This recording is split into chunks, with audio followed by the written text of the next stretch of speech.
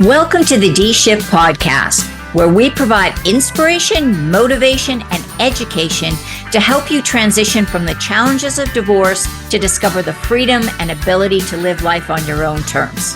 Are you ready? Let's get this shift started. Hello, and welcome to another episode of the D-Shift podcast. And today we get to talk all about something that a lot of women are very uncomfortable talking about, and that is money. But my guest, Kathy Poss, is going to make this so easy to understand. She is a financial clarity coach. She works with women. She has a BS in science from in accounting. She also has an MA, and she worked as a CPA for many, many years before having some health issues that I know Kathy's going to talk to us a little bit about, going through a divorce. And now, through all those experiences, she has dedicated herself to help women really use their money skills to be able to move forward. So, Kathy, thank you so much for being here today. Oh, thank you so much, Marty. I appreciate you inviting me in. I love your podcast. I love what you do. I love the message that you spread. And I know when I was going through my divorce, I read so many books. I listened to so many podcasts, and I know how meaningful it is when you're in the midst of it. So I just love what you do. I love your message. Thank you. And I love what you do, because I really think money is one of the big issues. Obviously, it's a big issue. We need money to survive, right? We need money to live the life we want to live and do the things we want to do. But there's an emotional component to money that sometimes doesn't serve women very well. And I know you and I have talked a couple of times about things like this. But before we get into all that talk about money and stuff, can you tell us a little bit about why you focused in on this area? Yeah, exactly. Well, I do, like you said, I do have a background. I love money in terms of I really enjoy the process. I was an accountant. I worked in finance and accounting for nonprofits for over 30 years. And so I really love it as a tool and how we can make that better our lives, better the lives of others. So I was always very passionate about it. I was very good at it. But then I had, life hits that skid marks and you go through these traumatic events, and wow, it changes everything. It really does change everything. And it really surprised me in how I felt about money and how emotional I became around it. And so I'll back up a little bit. In 2018, I was diagnosed with a brain aneurysm, and that was after a month-long kind of slowly having symptoms, and it was like a slow process of figuring this out. But I got to a point where it was just was really awful. I had to do something about it.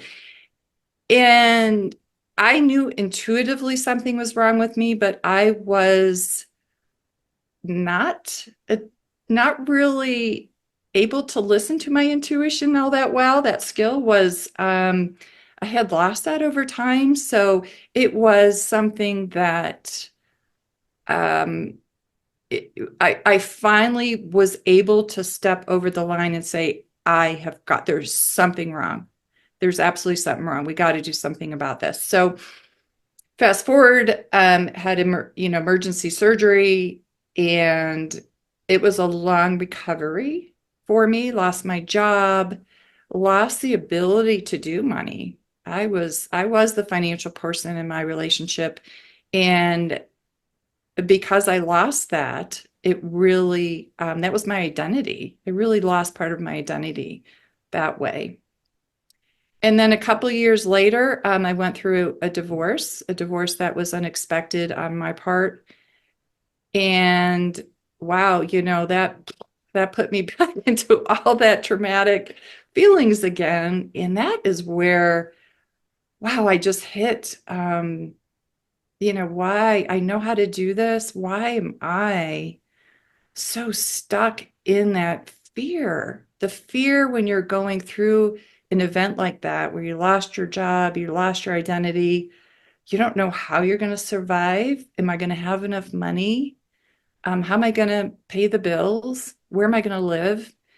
All of that really just, really shocked me. Yeah. Shocked me. Um, and so through those um, events I had, one, I was feeling so incredibly blessed and grateful I was alive. That got me Yes. first. Um, and I knew I had to do something with purpose. I knew I was giving a second chance to do something to help other women. And through a long process, honestly, I went through looking for jobs, not getting them. And um, I found this financial coaching, just kind of going down the rabbit hole, and was like, wow, why didn't I know about this a long time ago? Right, right. Aligns with everything that I really want to do in my life. Yeah. And so that I think this whole idea of a financial coach who's not tied to a specific product or instrument or brokerage house or whatever the deal may be, it's just such a positive way for women at any point, whether you're single, a young woman, single, trying to get your retirement stuff in a row, or whether you're somebody married in a happy relationship but just wants to become more comfortable with managing money, or whether you're on the other side of divorce or in the divorce or working through the divorce. Knowing more about money just gives you power to make the right decisions for yourself. Exactly. Yes, education is huge. And there is, I mean, I'm so happy. Financial literacy is finally, out there. There are ways to be able to educate ourselves um, in terms of finance and money and develop a really knowledge base about that. But it a lot of times doesn't make sense if you don't really sink back and become really aware of your behaviors, and your attitude towards money, what you learned when you were young. Um, and a lot of that, for us as women, um, is shrouded by shame and fear. I'm not good enough, or I'm not earning enough, or I wasn't the breadwinner, or I don't know. I wasn't taught this. And we really have shied away from really taking that step and really honoring, our skills. We are skillful Yeah. at money. We all have to do money, Yeah. and we're here and we're Well, doing it. and that's the thing, right? I mean, when you said that we quite often are told, women aren't good with money, women aren't good with math, women aren't good, and that's, I think some of that's starting to shift. We've got more of the STEM education for women and things like that, which is really great. But if you're of a certain age, there's still that. When I grew up, my dad did all the finances in the house, and my dad and my mom had a great relationship. So it wasn't like there was any concerns about that.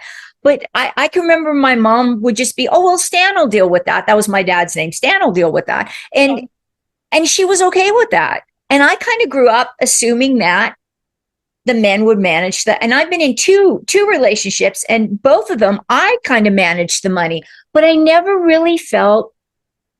invested because I didn't understand, and I didn't, I've since then I've started doing some investing, but I'm still kind of invest and go like, I really don't know what the risk is on this, but it looks pretty safe, so I'll just do it. And I wish I had more education around it. Right. Exactly. And I think when we kind of learn more about ourselves, learn why that is, risk avoidance is very it's in a category. I mean, I was too, very risk avoidance and very security planning driven. And some people are very risk. Yes, we'll just jump right in and do it. And when we kind of understand that about ourselves, we can find ways and tools and strategies to honor how you are. Absolutely. But also build your wealth in a way that feels very comfortable with you, given the tools, given the education. And if we kind of align those up um, Right. in a very productive way, then that's like kind of the golden ticket, Yeah, right? and things have changed so much. I can remember again, I'm going to go back to my dad because my dad was big on investing and Yeah. I remember him even when I was a kid and had a part-time job. He said, you got to start putting your money. Now I was in Canada, so it was called something different, but like in a registered savings plan, same as an RRSP kind of thing, whatever. And it was like every 7 years that would double because of the interest rates. Well, that ain't happening anymore, right? So those safe things now are so low interest that they're really almost counterproductive to just tie your money up in something like that when you could be making a lot more in a slightly higher risk but not crazy kind of risk investment, right? Right. Yes. Yes. I mean, but we all have to feel comfortable around it. Right, You have to feel comfortable in that space or you're not going to do it. right. That's what I found. We read so much of you have to do this or you have to save this percentage or, you have to have this much in retirement. I mean, it's personal finance for a reason. It's Right. very, very personal. And my objective always with my clients is, yeah, I'm not going to tell you those things. I'm not going to give you advice on what you should do. We have to explore what works for you. So you're going to only do what's you're going to feel comfortable with. Right. And and so really honing in on that and then finding, what is motivating you? What's that catalyst? What is your dream? Like what I always love to ask, if you didn't have to worry about money, what would your life look like? And Yeah. let's start from there. Let's start from that hope.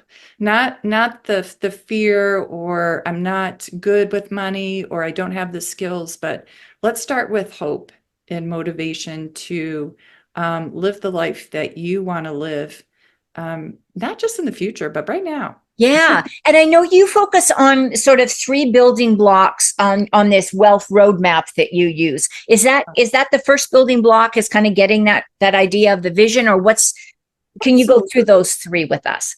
Yeah, absolutely. Yes. I always start with, what I call what is your wealth why? It's right what we talked about. What if you didn't have these money worries, what lights you up? What is important to you? And trying to tie and really think about that, not just on a surface level, but go pretty deep on that. Ask yourself 7 times, why is that? Why is that? Why is that? And then when I did that myself, they all lined up with my values. They Right. lined up, and I knew that was what really empowered me to take charge, understand, and really go there with my emotions. Lots of things that built up about my past as well. I was bringing into all of this emotions with what I went through. So I'd love to start there with people. Now, not always can we, sometimes there's an immediate need we need to address right now. Right. And yes, we will take care of that and find a short-term solution because generally speaking, those aren't long-term.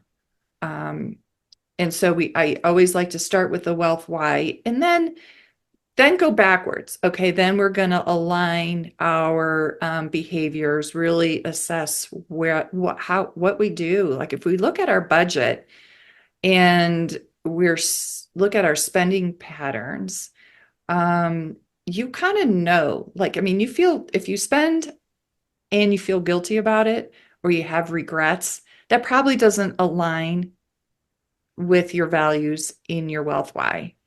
And so really honing in on, okay, why is that? Being aware of that, and then building strategies that align better with your wealth and what's going to motivate you and line you up. Shopping isn't always a bad, we always think, oh my gosh, I just overshop and it's terrible. But if you love to do that, and you can do it purposefully and still get joy out of it, whether it's, sharing sales with other women or, volunteering for an organization where you're the shopper.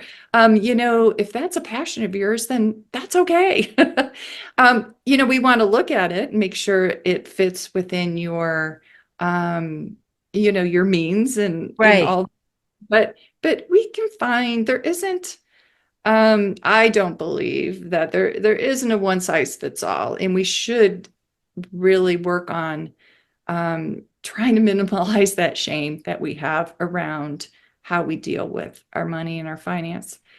And then the third one is then, okay, so now we know what we want to do, and we have that wealth why, and we are pretty good at feeling good about our strategies and our behaviors. So then let's find a way to invest. Let's find a way to, if you're going to purchase an asset or purchase a property, that lines up with all of those instead of jumping in there Right. and just, hoping for the best and then not following up, or you're invested in a way that every time the market goes down, you pull it out. That's a sign that we probably didn't line everything up right. Right. And I think, those three steps seem so simple, but I can just see how they contribute to this whole feeling of, okay, I got my financial ducks in a row now because everything is lining up with what I want to do. And yeah, and like you say, there's short-term investment, there's long-term investment, there's real estate, there's all kinds of things. And nowadays there's so many options to have kind of passive income. I was just talking to a friend who belongs to this group, and it's a group of women, and they invest in a percentage of like multifamily buildings, so apartments or condos.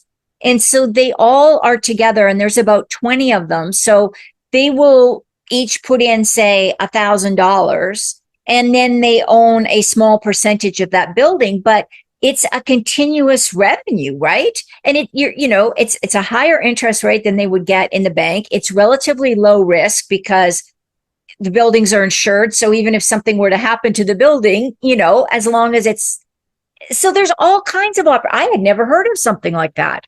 Oh, and you know what? It's probably fun.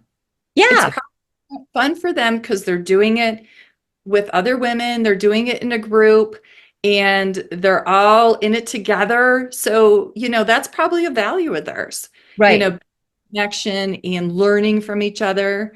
I mean, that's one big, huge takeaway that I took out of that is just women talking about money. Yeah. Talk about it with each other and share, which is such a hard topic because of that shame and that fear. Opportunities present themselves. Right. And then you are like, oh my gosh, that sounds so great. I can do it I don't have to do it alone. Maybe I can find something I can do with other people. Yeah. And I think the thing that I like about your message is that it's, and I'm going to say that I think I'm repeating myself a little bit, but it's so important, I think, is that alignment, that your values are going with whatever your investment strategy or how you spend your money, or so you're not feeling pressured to do something you don't want to do and all that kind of stuff. I just think that would be such an empowering experience to be able to make those decisions and know that you had a roadmap that you were using. Exactly. Absolutely. And I mean, the best client I ever had was myself. I had to go through that to get where I am today and feel very comfortable. I don't have that fear anymore. I'm in charge of my own finances and my own destiny. Yeah. And I feel great about it because everything for me personally is lined up. And, having other clients go through the same process, and they come with different stuff and at different parts of that journey. But being able to connect it all is so rewarding when they just light up and go, oh, I don't have to do it that way. I can do it this way. This Right. is fun. And that's what, when I said at the very beginning is having somebody who is like in your role as a coach, as opposed to a broker who's selling you a product where they're trying to put, a square peg in a round hole. It's like this product works for everybody. And it doesn't, because like you said, people's risk tolerance, people's investment levels. And the other thing I like about because I've heard you speak before, so I've got a little insider knowledge on this, but I know that you also talk about the fact that you don't have to have like $100,000 to make an investment, right? You can start relatively small. Yes. I mean, yes. I mean, I whatever you're passionate about, and that's, when I'm not allowed to give financial advice, and Right. people ask me a lot about financial advice. But what I do always say, I'm an educator, do what you're passionate about, because we don't want to make this, and we want to make it fun. We want to make it enjoyable. And you're going to build your wealth in a more positive and fulfilling way if you enjoy it. So yes, with any amount, you can take that and make money, increase your wealth from it, whatever way you feel good about, because whatever way you feel good about and are passionate about, you're going to learn. Yeah. You're going to get educated, because if you're not passionate about it, you're not passionate about stocks, you don't understand it, you don't want to understand it, that may not work for you. I tried that. What was it? It's Somebody, passion. somebody talked me into doing this, like day trading on penny stocks, or something. I can't remember what it was. Yeah. I was like, they showed me these graphs and charts and do this and buy here and sell here. And I was like, oh, hell no, this is not for me. I'm just going to get a CD and put it in there. And 6 months later, they're going to give me my money. And that's great, right? Yeah, I love that idea of a personal approach. Kathy, of all the things we've talked about, and again, I just want to stress this here. We're not recommending any financial instruments. We're not providing financial advice. This was just a discussion about finances in general. Kathy, what do you think is the most important thing that women should take away from this conversation? You're all good with money. We all need to start there, that we are good with money, and celebrate your wins.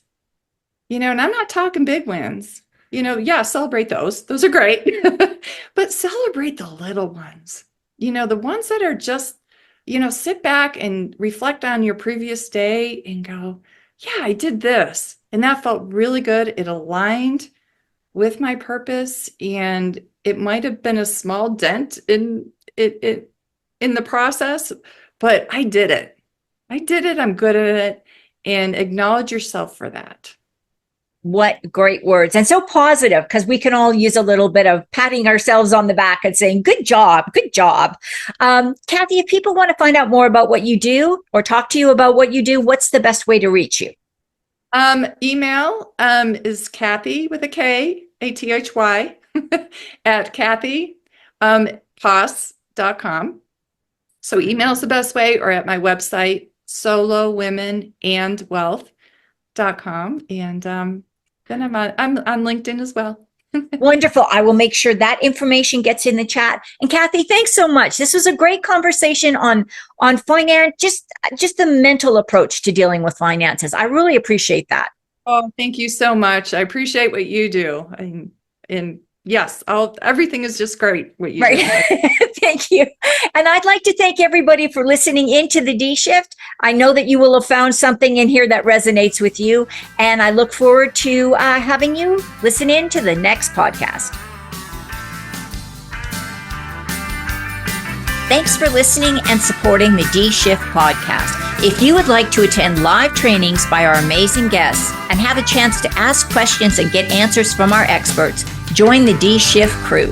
For more details and to sign up, head on over to www.divorcecoachforwomen and click on the podcast page.